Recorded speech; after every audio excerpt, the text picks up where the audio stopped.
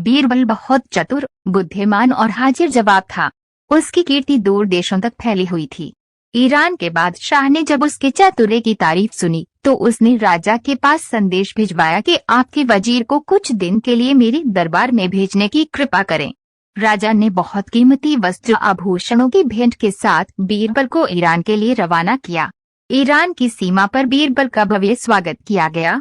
दूसरे दिन जब बीरबल बादशाह के दरबार में पहुंचा तो बादशाह ने भी उसकी आवभगत की और राजा के द्वारा भेजे गए उपहार के लिए धन्यवाद और कृतज्ञता प्रकट की।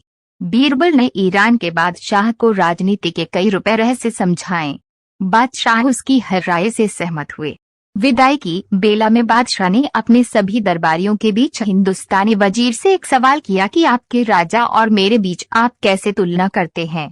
वजीर ने कहा, हमारा राजा दूज के चांद की तरह है और आप पूनम के पूर्ण चंद्रमा से सुंदर सुशील हैं। बीरबल के साथ आए राजा के दरबारियों को मौका मिल गया।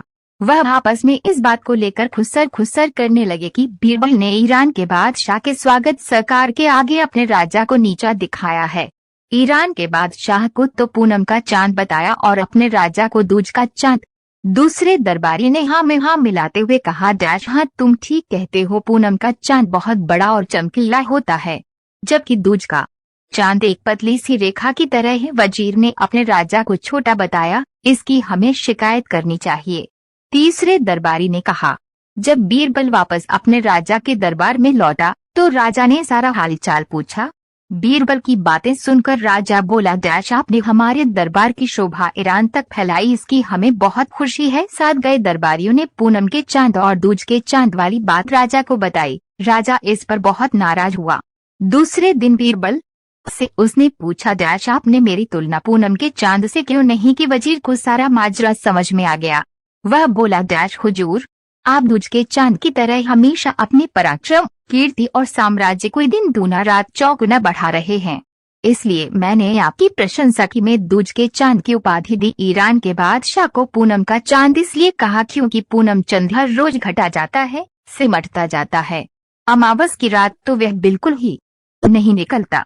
आपको दूज का चांद बताकर मैंने अपने राजा की महानता का बखान किया है। दूज का चांद सबको प्रिय होता है, सभी उसके दर्शन करते हैं।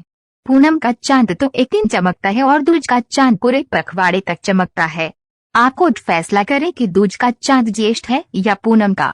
राजा ने कहा, हाँ दूज का चांद। और अपने बीरबल की बात सुनकर राजा खुश हुआ। उसने चुगलखोरों की जमकर खबर ली।